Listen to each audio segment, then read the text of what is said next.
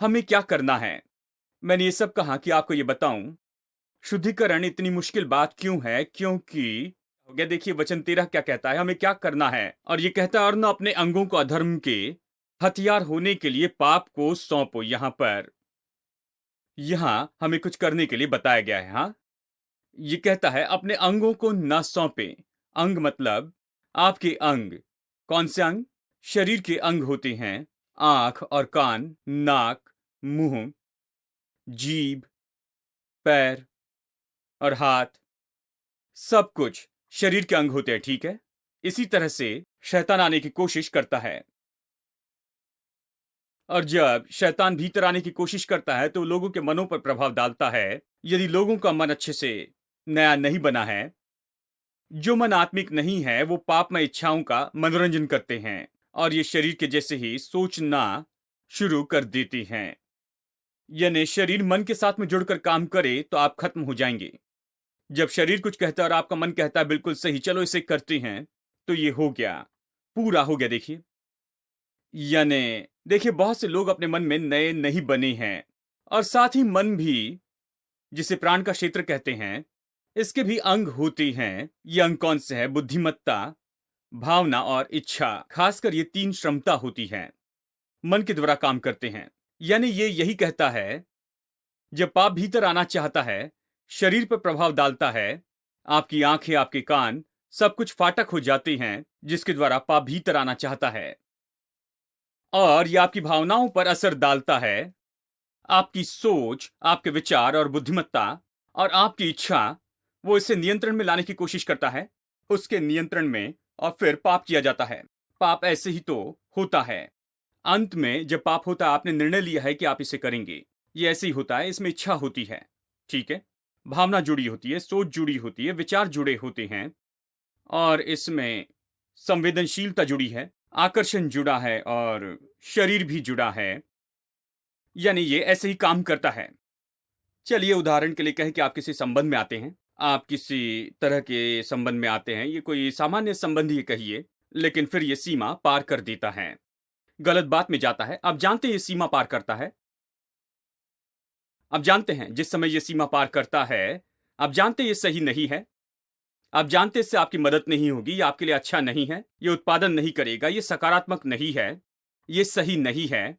यदि ये सही नहीं है तो आप इसे क्यों करते हैं? कुछ लोग कहते हैं मैं इसे रोक नहीं सकता। हाँ, आप रोक सकते हैं। पवित्र आत्मा आपकी मदद करेगा। प्रभु आपके लिए सबसे अच्छा चाहता है। प्रभु आपका जीवन नाश नहीं करना चाहता। जो भी बुरा है वो आप उसे रोक सकते हैं। आप इसमें बने नहीं रहना चाहते क्योंकि आप इसमें पकड़े गए हैं, इसके बारे में बुरा महसूस करते हैं, ये सारी बातें हैं। नहीं, ये सब बेकार है। देखिए, खुद को इसे न सौंपे। यह तीन बातें जो मैं आपको बताना चाहता हूं, ये पूरा भरा है। ये कहता है अंगों को, अंग यानी हमारे शरीर के भाग और प्राण के भाग, बुद्धिमत्ता, भावना, इच्छा, आंखें, कान, हाथ, पैर और ये सब, ये अंग।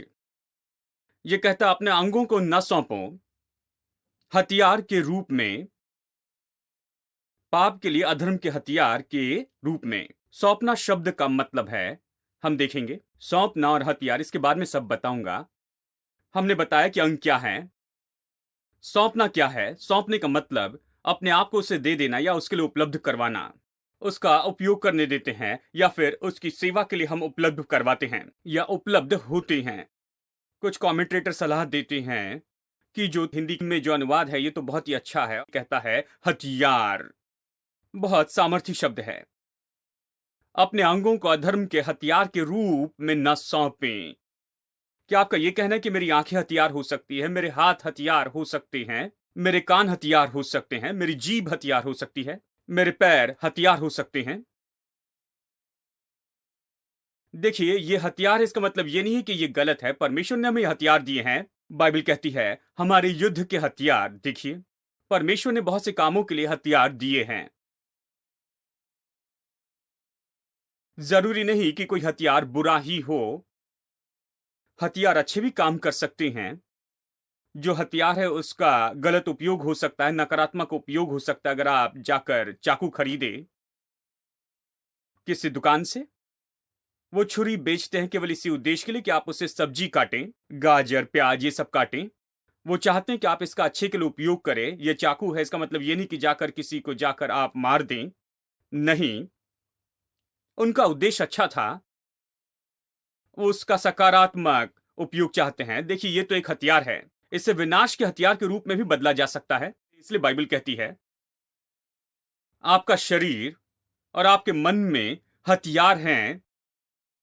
वैसे हथियार हो सकते हैं कि आपकी रक्षा करे, वैसे हथियार हो सकते हैं जो आपके लिए उपयोगी हो, कि कुछ अच्छा करे, या अगर आप गलत तरीके से करते हैं, या आपको नाश करने के हथियार हो जाएंगे।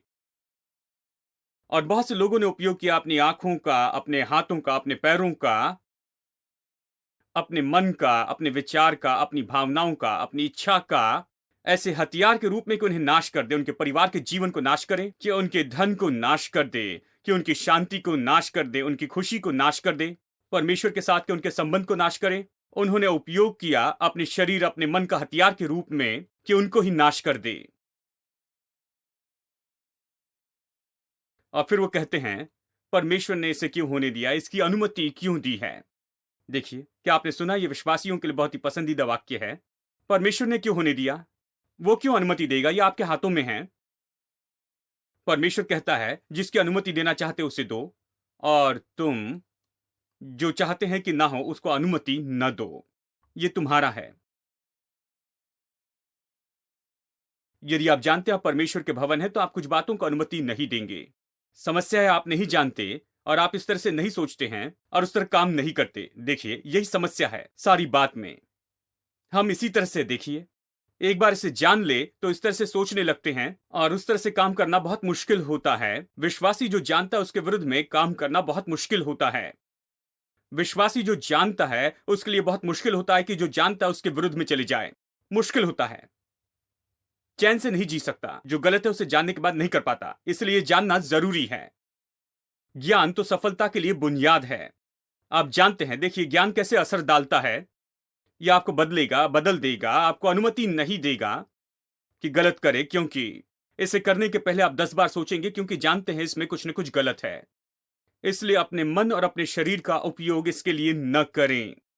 ये देखिए, यहां पर आप हथियार हो जाएं। आपके शरीर और मन के अंग अधर्म के साधन या हथियार होने के लिए उपयोग न करें, क्योंकि आपको नाश करेगा।